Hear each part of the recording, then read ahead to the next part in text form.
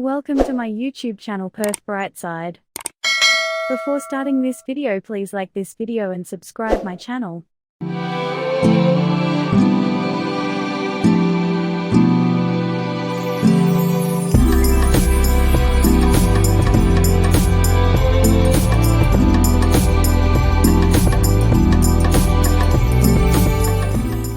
Today's video is to give update on how July 1st visa changes will impact skilled migrants, international students, and permanent residents. Also, we will talk about migration program planning levels, changes in priority migration skilled occupation list, PMSOL, new rules and tougher requirement for business migrants, family visa concessions, new English requirement for partner visa, international student can work over 40 hours. Australian citizenship fee to increase from 1 July.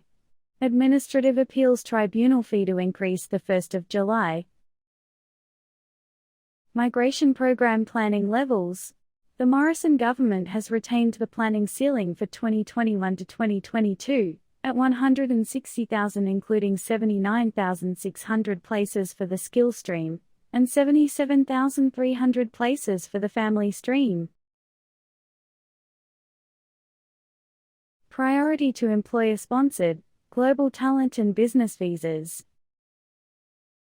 Just like the program year 2020 to 2021, the planning levels for the Business Innovation and Investment Program will remain at 13,500, the Global Talent Visa Program at 15,000 and the employer-sponsored visa will remain at 22,000.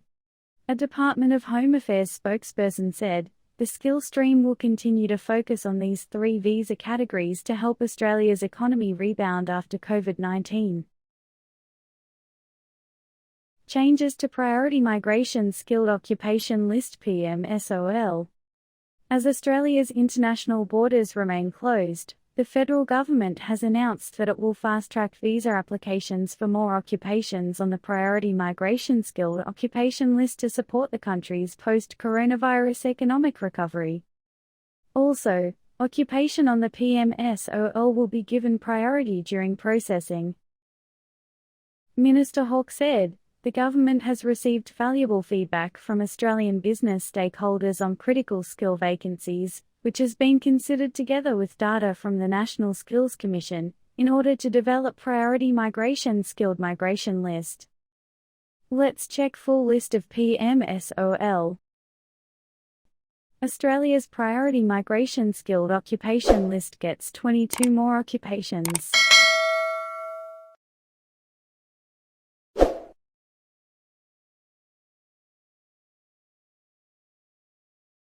The expanded PMSOL for 2021 identifies a total of 41 priority occupations, including accountants, chefs, civil engineers and software programmers to fill onshore skill gaps and aid in job creation by attracting critically important workers to Australia.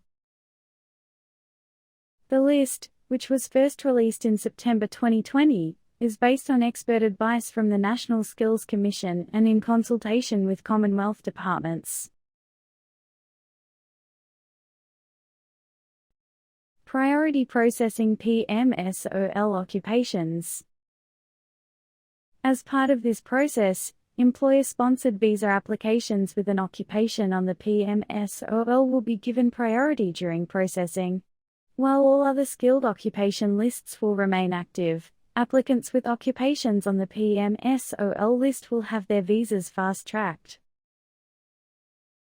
Minister Hawke said, "The government has received valuable feedback from Australian business stakeholders on critical skill vacancies, which has been considered together with data from the National Skills Commission, in order to develop today's update to the Priority Migration Skilled Migration List."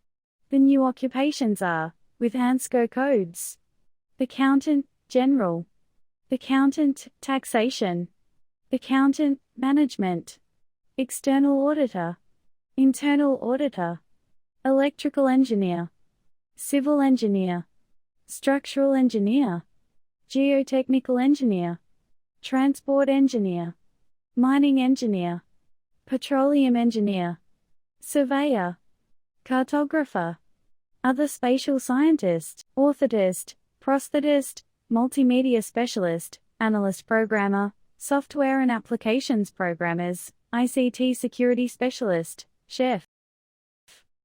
Good news for food industry. The inclusion of chefs to the PMSOL will bring temporary relief to the food industry, which is facing a critical shortage of staff. It's a ray of hope for those professionals who have been struggling to secure a visa invite due to the ultra-high benchmarks set under the points-based skilled migration visas.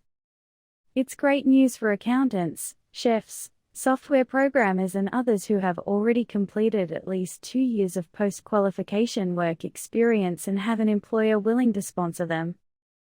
Let's back to how July 1st visa changes will impact. Focus on onshore applicants. The department plans to prioritize economic visa cohorts. The top priority will be given to those who are currently onshore. Onshore applicants will benefit from these announcements in the financial year 2021 to 2022, as the borders are likely to remain closed until at least early 2022. So overall, there isn't much hope for those who are currently stranded outside Australia.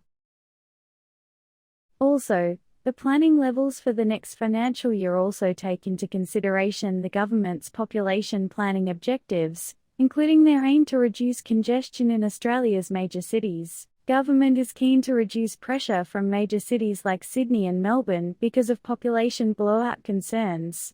The government will issue more skilled visas to international students who currently live and work in regional and low-populated areas.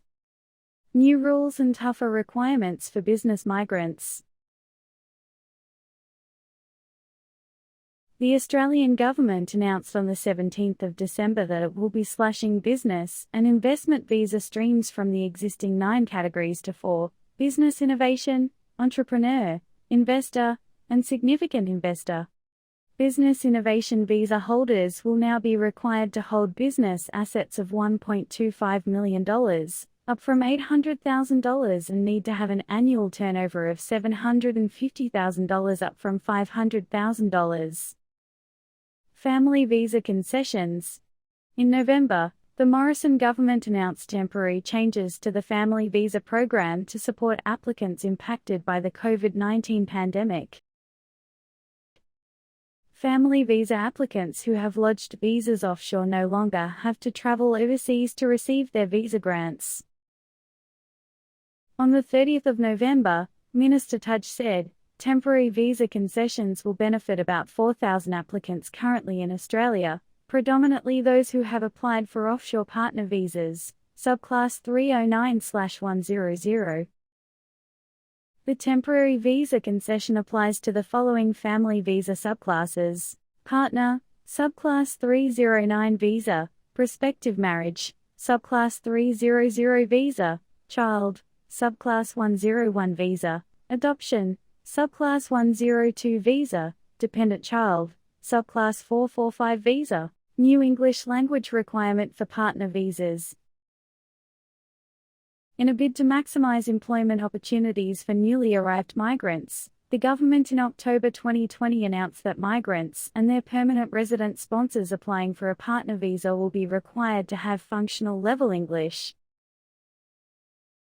Partner visa is a 2-stage process. You first get a provisional visa for 2 years, after which you are eligible to get a permanent visa grant.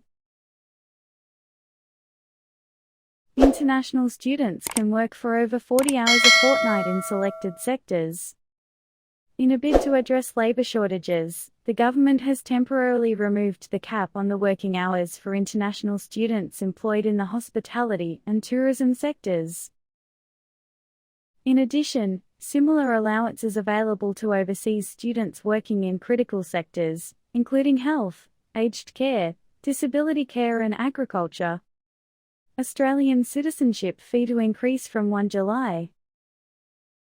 Immigration Minister Alex Hawke on the 24th of June announced that the Department of Home Affairs will update citizenship application fees.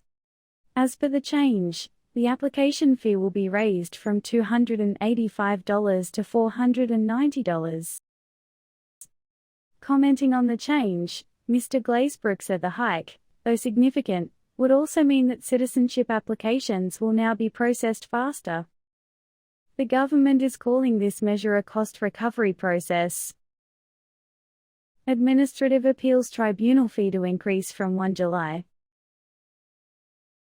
From the 1st of July 2021, application fees for the review of most migration decisions will also be raised. The fee to review migration decisions in the Administrative Appeals Tribunal, AAT, will increase from the current $1,764 to $3,000, an increase of nearly 70%. This is the end of today's video. I hope you like it. Please press like and subscribe the channel for more updates. See you in the next video. Till then, goodbye and take care.